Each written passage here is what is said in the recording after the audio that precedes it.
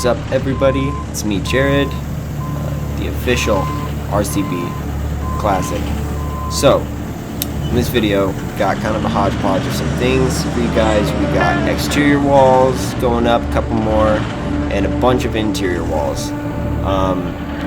So yeah, we'll just get right into it. Right here, we're just picking up our bunk of interior studs right there. This particular forklift has a really obscured view of the carriage, unfortunately, so Landon had to eyeball me to make sure I could not ruin everything, which, as you can see, I almost did. So we just scooped these up and dropped them right on the deck, which worked out perfectly. So as soon as we did that, we decided to stand this last exterior wall just to get it out of the way. What we're using here, this is actually a bracket that's made for installing SIPS panels, SIPS roof panels, which is a structurally insulated panels for those of you who do not know. We actually ended up using these on a TV show house. It's the Ultimate Sportsman's Lodge is the name of the show, and I don't think they're airing it anymore, but you can look it up. You might see us. It's pretty cool. So, super straightforward, just bolts right on there. We have a header there, so it's super solid. Let's put our strap on it. The strap which I am not, to this day, able to untie.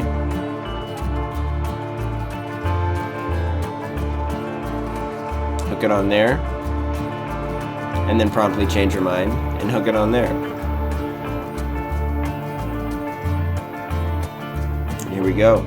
There's my little sister booming up a wall in the forklift, her first go at it. We had to double check all of her insurances before we decided to let her do it.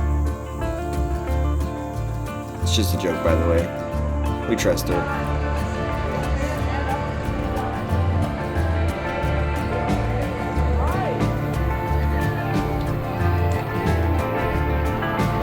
Alright, we're gonna push it. Ready? So we just sort of get it to a good position, and then me and Landon go and just use our absolutely massive muscles and just push this thing the rest of the way up. Throw a brace on it so the wind doesn't decide to undo any of our hard work. And after that, we were ready to actually start framing interiors.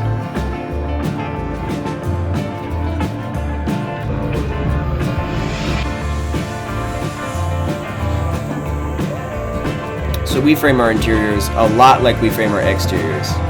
We just grab our plates, split them, and split them, and split them. There we go.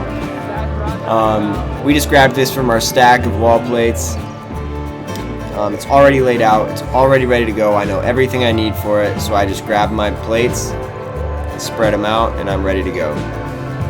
So like I said, we frame this a lot like our exterior wall, which means that I will be nailing and Landon will be cutting literally everything. He will cut and pre-assemble pretty much anything that I need. The only reason I even nailed this channel together and he didn't was because this was our first wall, so I didn't want to wait to start nailing stuff.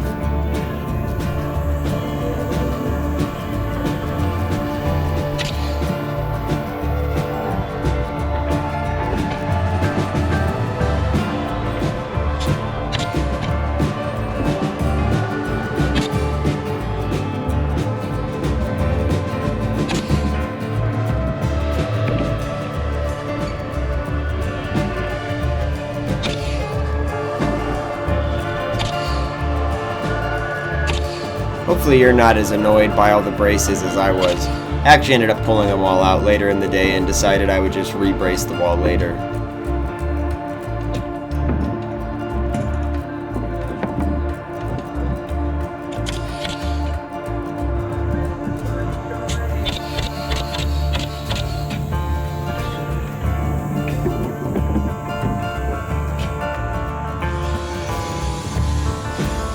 Saved myself a little bit of time with the Sawzall right there. Last but not least for me to build for this before I'm ready for Landon's door packs is the stud block stud, which basically is used as a double-sided channel. Or Cali corner, rather. Can you get me just one more block, Brandon?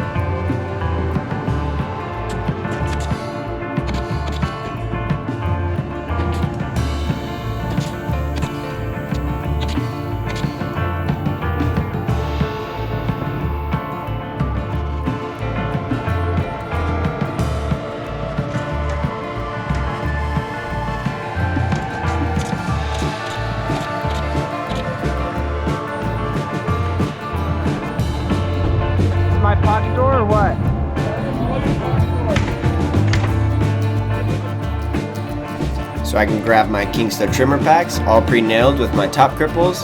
You can see I just checked it for crown right there, so I know which side it is. And then Landon, when he builds them, he actually builds them both crowned opposite directions, so they're immediately ready to go. So as long as I crown one, I automatically have the other one crowned, as long as I put it in the right direction.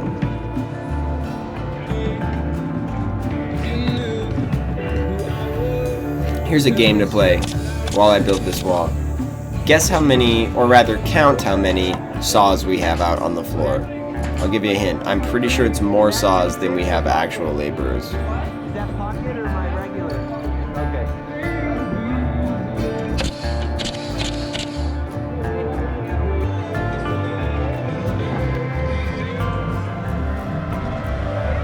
Grab my header. Landon pre-cut this for me as well. Our general idea whenever we're building is that one of us is always nailing and one of us is always cutting, and we don't have to switch gears at all. That's great, because I'm short, so I'm already halfway down to the ground, and Landon's tall, so he stays up by the sawhorses where he doesn't have to bend over as much. And like I said, I'm short, so I'm already halfway down to the ground, and I can just finish it as far as bending over goes and build the wall.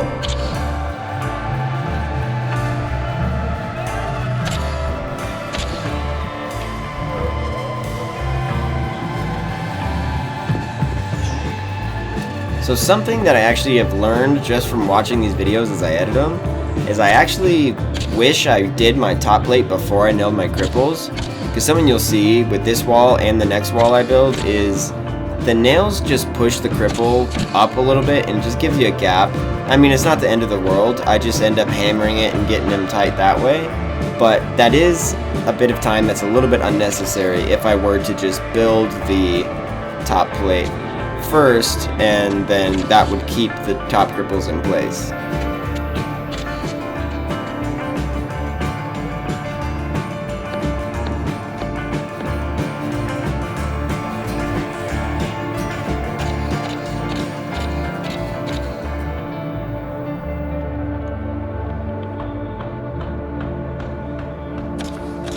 Once again, braces being annoying.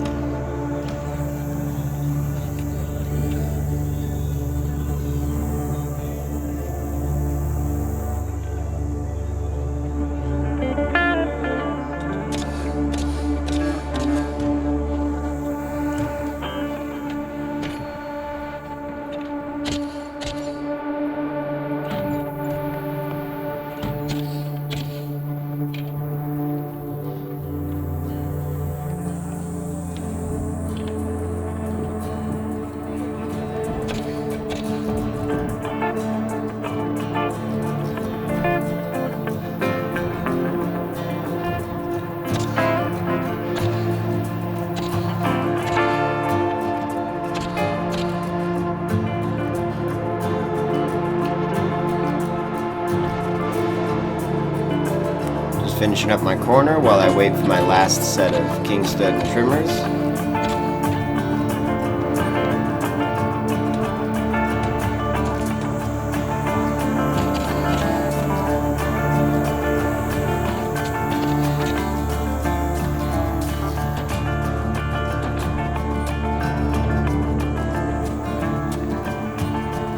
Boom.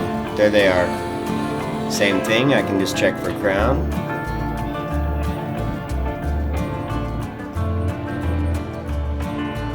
If you're a good framer, you could probably see the crown yourself too. Or maybe if you're just perceptive.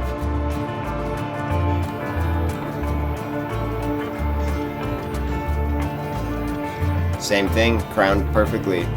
Thanks, Landon.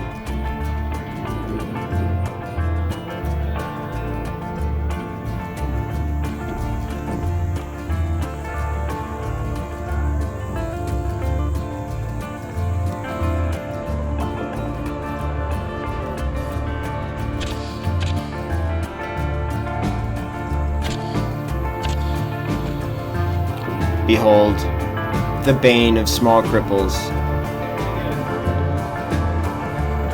That throw, though. Mom should have put me in sports.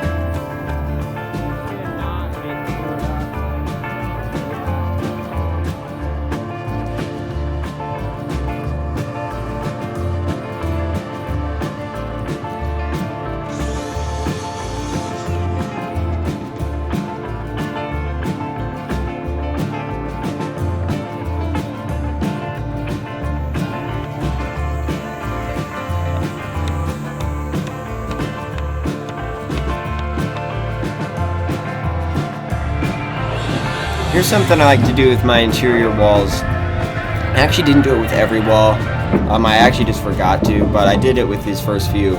Is I'll take my saw and I'll set it to 3/4, and I'll just go and just start the cut in the bottom plates.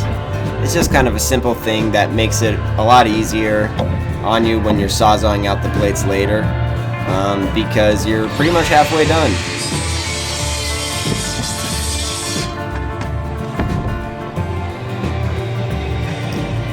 I've also done it where I set my saw to like 1 inch or 1 1/8 inches or so, and then that was just enough to make it to where later I could just come back and give it a few whacks with my chisel, and I could actually just chisel out the rest rather than needing to sawzaw at all. But in this case, I just went into 3/4 because I wanted to give the walls as much structural integrity as I could, since I knew we had to move them around before we would actually stand them.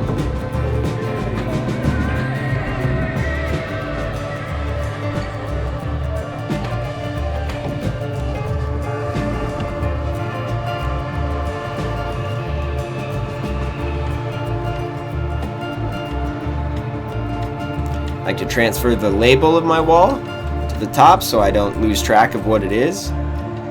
Really what I should have done is write it on a stud, because we ended up standing all these walls vertically, and then all of a sudden I'd have to climb up on a ladder to see what it was. But I figured that out pretty early on, so most of our walls have the label on the studs. It was actually my sister who did it first, so props to Lala. And also when you're nailing on your double tops, nail over the stud. What he said. Perfect.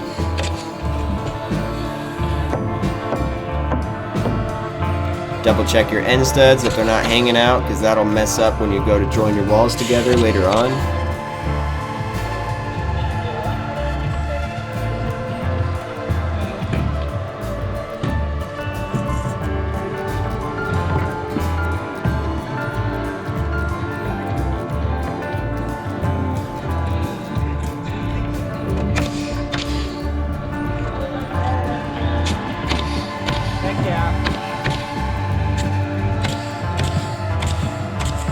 Boom.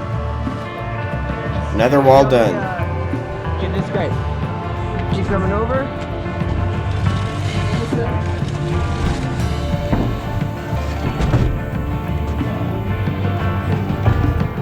Beautiful. I already got your whole wall done. Sweet.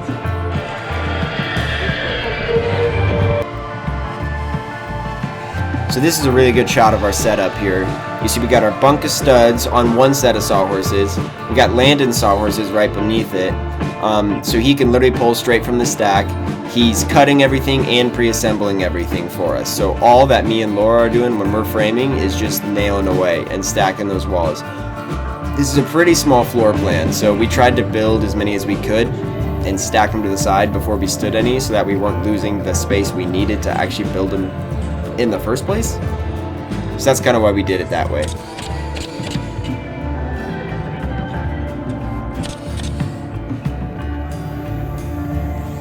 There you can see another stud block stud, which works great when there's a wall that intersects this on each side and we want to have backing on both sides without creating a complete void.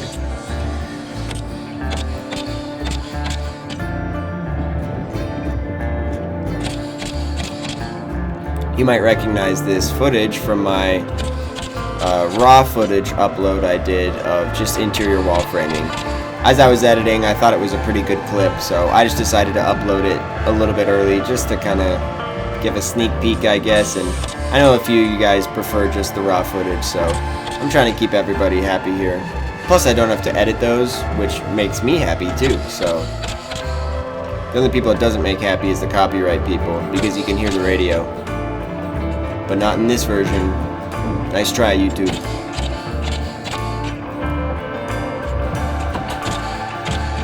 There we go, first half done.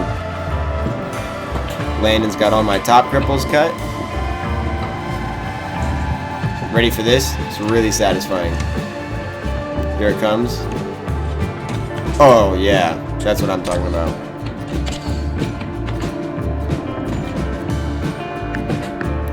We just bend over our 8-penny nails that hold our plates together.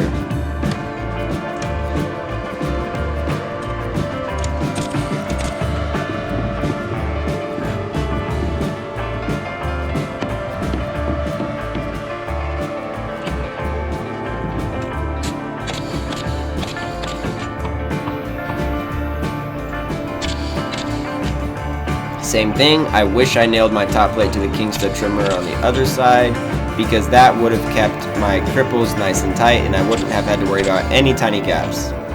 Again, I just hammer them down and it solves the problem, but it's just...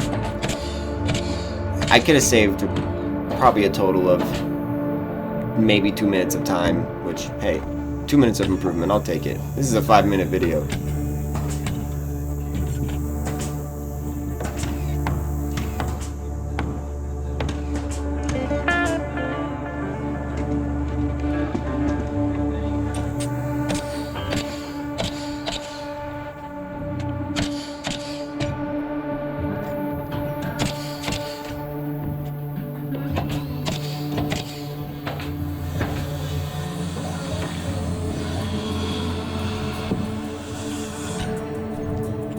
So whenever I have a stud next to a post of any sort, I always nail them flush, because odds are, as this wood dries out and it rains and dries again, this stuff is going to warp.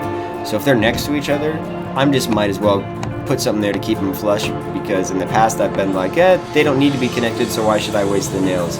And then later, we had to nail them and pry them anyways because they ended up bowing apart.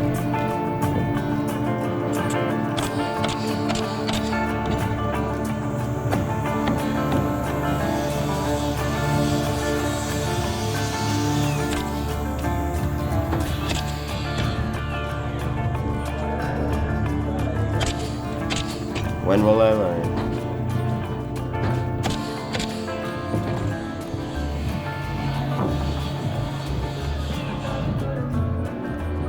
And another? Nice.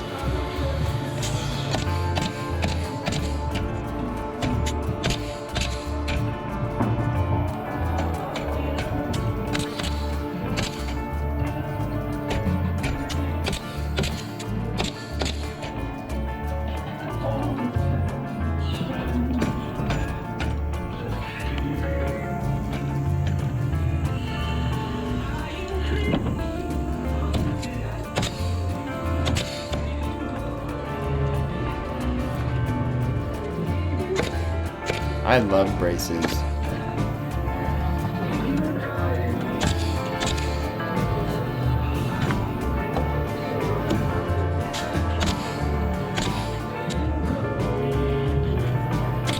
Double check your cali corners that they're not hanging down. Can I give you a double top number? Can I give you a double top number?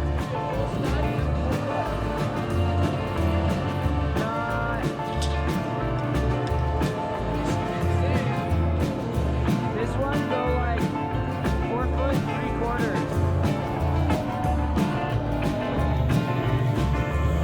And then we'll have a little one at 17.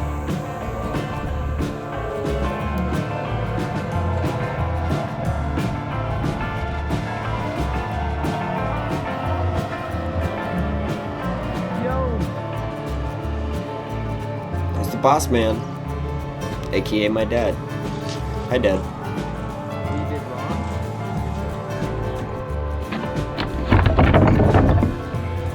You just destroyed my night. You bet I did. So after we got all the interiors done, which we got done before lunch, so just a few hours, we got this other exterior wall framed. So our fingers. This is our garage wall. This is technically our last exterior wall. We had to wait to build it and stand it because we were short on material, but we finally got it done. You can see it's got a humongous beam pocket in there. I believe it was 9 studs wide. But since it wasn't sheeted and it's only a 9-foot wall, we decided to just stand it on our own. Laura, you need to scoot a little closer to the end if you can. Try not to drop it as you go. There it is. Oh, yeah. You got it, Laura? Yes! That's it right there. This is what it sounds like to have 3 weak framers stand a big wall.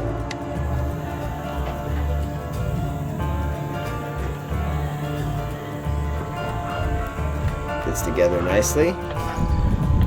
Get up there with the nail gun, just push it until it lines up perfect.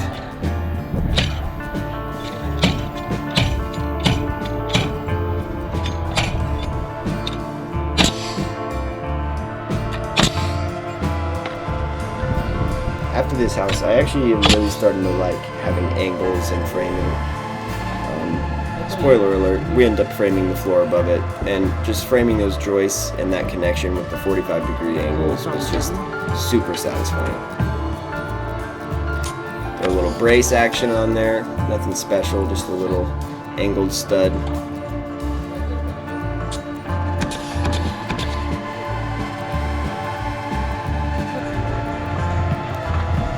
After that, we'll throw our double top on there.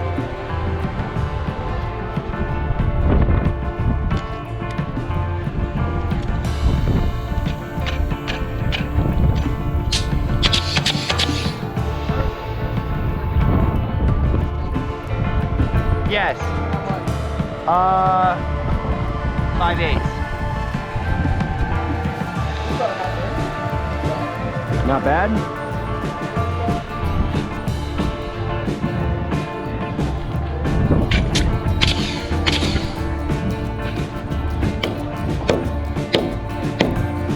Now, if you watch my videos, something simple that you'll notice is that if I'm ever not using a nail gun, I'm usually just holding on to the hose with my left hand, and I set down the nail gun. I just did it a second ago there when I pulled out my hammer. I've just noticed that a lot while editing my videos, because I sort of notice random quirks when I watch it more with a critiquing eye, you know? But that is something that I do not know. I don't know, if cordless guns end up taking over in the future, that'll just be something that I'll really miss, because that's actually really valuable to me with a pneumatic nail gun. Because that's just a really easy way to not have to repetitively bend over just to pick up a tool off the ground, because you're holding the rope basically that's attached to a board.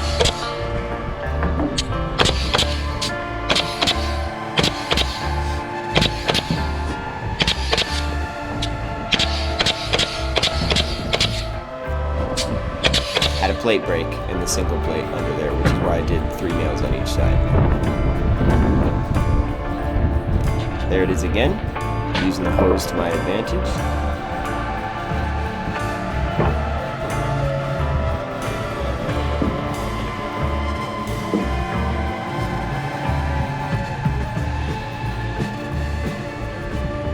And with that, we're done for the day.